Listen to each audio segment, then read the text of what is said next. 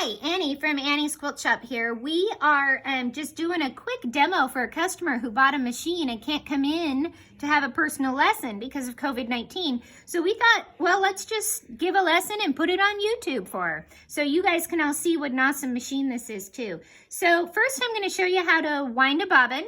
You're going to put your spool on, and I always like to have people use a spool holder that's small enough to not get in the way. So the gray ones are my favorite if they fit. If your spool is too big, use the next size up from the gray one. So you're going to use two hands, and you're going to just put your thread through like this and around to the back following the numbers, okay? And it has a picture of the bobbin there. You're going to put it around your bobbin. When you put your bobbin on, you want to spin your bobbin until you hear it click. That makes sure that you get in the tension of your bobbin correctly.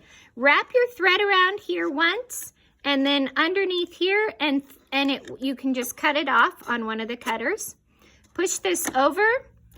Put your speed up to high speed on your machine and press your foot pedal down fully to the floor until the bobbin winds completely, okay?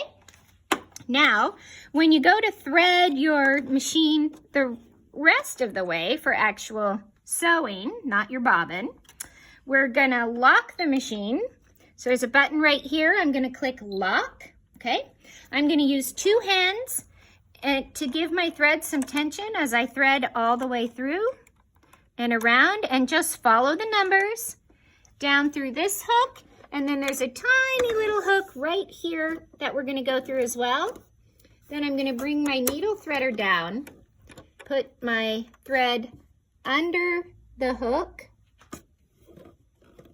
and push up, and now my needle is threaded. There we go. So my upper thread is threaded. To thread my bobbin, I'm going to find my bobbin. And it goes in like this. There's also a picture on your bobbin cover, but it sets in just like this. Goes around, again, you follow the numbers, and there's a little cutter right at the edge there. And then you just put your bobbin case back on. I will recommend that you always know where you place that because these go missing. Okay, and the other thing I want to make sure everybody knows is how to remove the bobbin plate to clean inside your machine.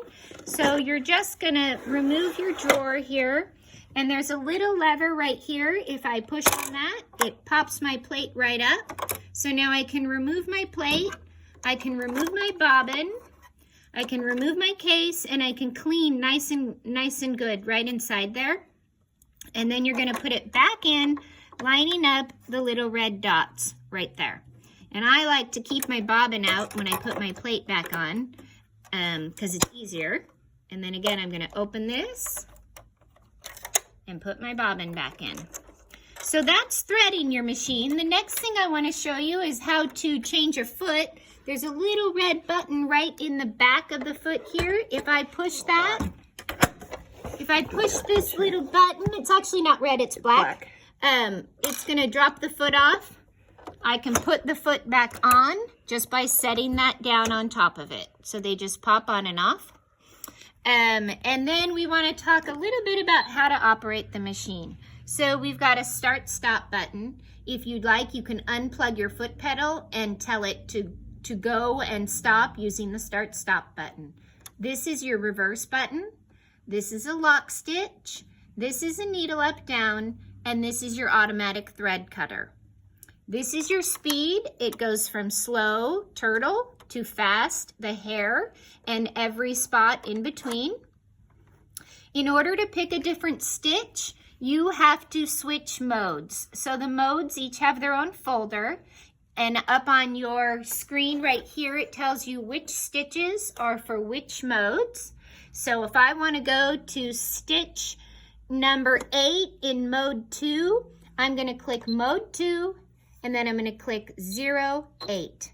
And now I'm on that stitch. It tells me which foot I need to put on the machine, and it tells me my stitch width and my stitch length, and I can adjust those both right here.